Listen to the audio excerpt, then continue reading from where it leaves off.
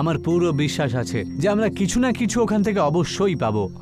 রাত্রি ৮টার পর রাহুল, অঞ্জু আর অর্জুন জাপানের গলিতে হাঁটতে শুরু করে।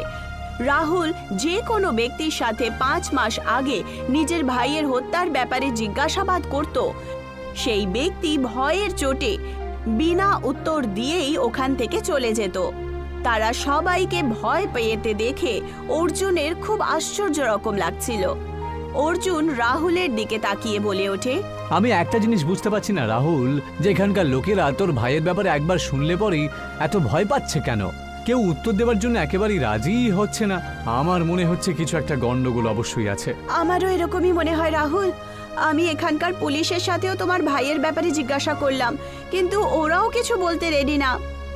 রাত্রির অন্ধকারে রাহুল সেই জায়গাটাকে মন দিয়ে দেখতে শুরু করে, যেখানে তার ভাইয়ের লাশ ৫ মাস আগে জাপান পুলিশ খুঁজে পেয়েছিল। আমার মনে হয় আমাদের আবার ইন্ডিয়া যাওয়া উচিত। তুমি নিজের ভাইয়ের মৃত্যুটা ভুলে যাও। আমি একটা জিনিস বুঝতেই পারছি না, যেখানকার লোকেরা মুখ খুলতে এত ভয় পাচ্ছে কেন, কে জানে।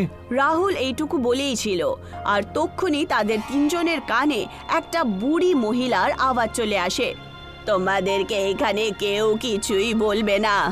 যদি নিজের প্রাণ বাঁচাতে চাও তাহলে নিজের দেশ ফেরত চলে যাও। ওরা তিনজন দেখতে পায় যে একজন বুড়ি জাপানি মহিলা, যার চেহারা প্রায় ৮০ বছরের মতো মনে হচ্ছিল, ওদের সবাইকে আশ্চর্য রকম ভাবে দেখছিল। আপনি হিন্দিও জানেন? হ্যাঁ, আমি বাংলাও বলতে পারি, কারণ এখানে অনেকগুলো হিন্দুস্তানি সেনানি ঘুরতে আসে এখানে। আমি নিজের যুবতী সময়ে গাইড ছিলাম। ৫ মাস আগে আমার দাদার লাশ এই জায়গাতেই পাওয়া গিয়েছে। আমি সব জানি। এখানকার কোনো নাগরিক তোমাকে এই ব্যাপারে কিছুই বলবে না। কিন্তু কেন? কারণ সবাই ওকে ভয় পায়।